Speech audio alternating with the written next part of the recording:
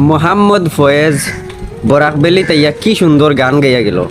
এই গানের উপরে আমার একটা কাহিনী ইয়াদ পড়ে গেছে, যে একটা এখন শুনাইবার চেষ্টা করি। একদিন খুব বেশি মেঘদের আর বেটায় কইছে আজকে দুদিন আমি মাছ মারাত যাইতে পারি তে অনেক মাছ পাইমু। রাইত আধা রাইতর মাঝে বেটায় লেফটনের পরে জ্যাকেট উকেট লাগাইয়া রেডি হইয়া মাছ মারাত গেছে, কিন্তু যাইতে অতখান কিয়া লইছে না যেন লেফটনও রেডি করলিছে, সকলটা কাপড় ফোড়ও লাগাইছে, কিন্তু যেন আমি জাল লইয়া যাইতাম। হ্যাঁ বন্ধুরা, আপনারা সত্যি শুনরা এইরকম একটা ঘটনা হয়েছে আমরা বরাকবেলি দৈদ্য, যে ঘটনাটা শুনলে আপনারা অবাক হয়ে যাবা। যে সময়ে মসজিদ আজান চলের ও সময় মোহাম্মদ ফয়েজ আলীর গান বাজানি চলের, ও মসজিদর মানে সাথে উঠিয়া মানছে গান ফুন্দ্রা।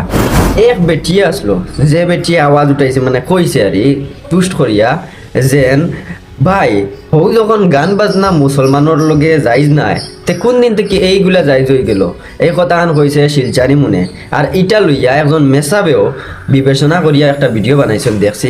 আমার টাইম এই ভিডিওটা নাই করে আমি দেখাইতে পারলাম না, বাট অত গান কইতে চাই ভাই কোন জবানা আইলো যে জবানাত মসজিদ আজান চলে আর মোহাম্মদ ফয়েজ আলীর গান আমরা জিয়ত ফুনিয়ার গিয়া ওলা পাগল হইছেন ও মোহাম্মদ ফয়েজ আলীর গান শুনতা করি শেষ পর্যন্ত বের ওয়াল সকলতা ফার হইয়া চুরি করিয়া গিয়া দেখরা শেষ পর্যন্ত চুরি করতে করতে ওই রকম চুরি করা করছেন যেন মসজিদর ছাদ পর্যন্ত রইছেন না। এক ভাই মসজিদ আজান দিতরা আর এক ভাই মসজিদর ছাদও উঠিয়া মানছে গান শুনরা। হাই রে ভাই কি জবানা আইলো, শেষ পর্যন্ত ও দৃশ্যটাও দেখার জিও আসলো। এখন তো আপনার প্রশ্ন হইব কিতা তুমি কিতা গান শুনো নানি? হ্যাঁ ভাই শুনি, সময়ত শুনি, কমসে কম মসজিদ তো রেসপেক্ট দিয়ে নানি। সবচেয়ে বড় জিনিস, সবচেয়ে দুঃখজনক জিনিস একটা লাগলো যেটা ভাই এই প্রোগ্রামটা শুরু করছেন।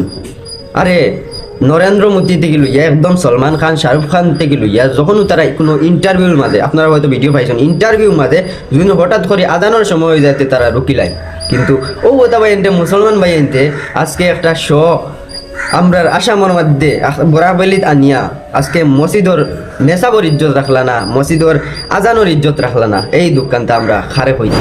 একজনটা মেসা বগলে বেশ কিছু মাতি শুনি না, কিতার লাগি মেসা বগলে মাতিয়া কিতা করতা?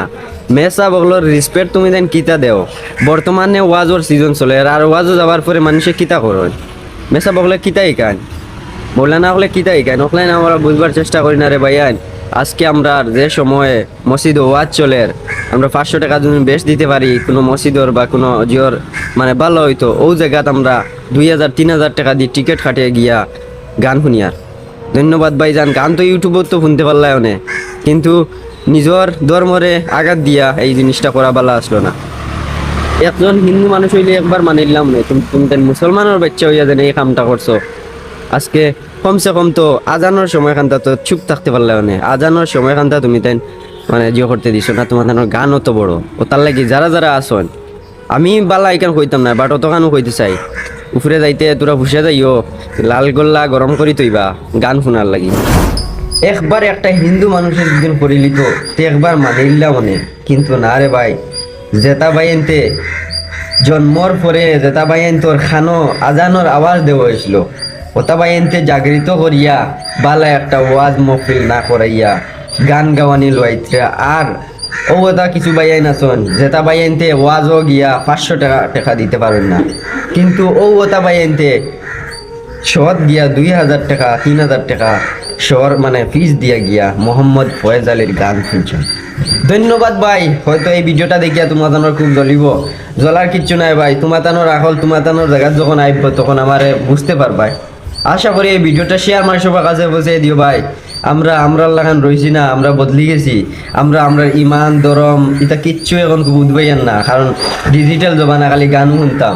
মিলমেনাদার কোনো ভিডিও যেটা বাইনতে বুড়া বাইনতে দেখছি এই শোটা করান রয়েছেন। তোমার আমরা কই আর আবার সময় আছে, তোরা মসজিদেও যাই গিয়া, নাইলে উপরে যাওয়ার পরে বুঝছো না নি বালা করে গান শুনাইবা লাল কেল্লা দিয়া। তো টাটা বাই বাই, আসসালামু আলাইকুম, আপনার প্রিয় আজব বার্তা।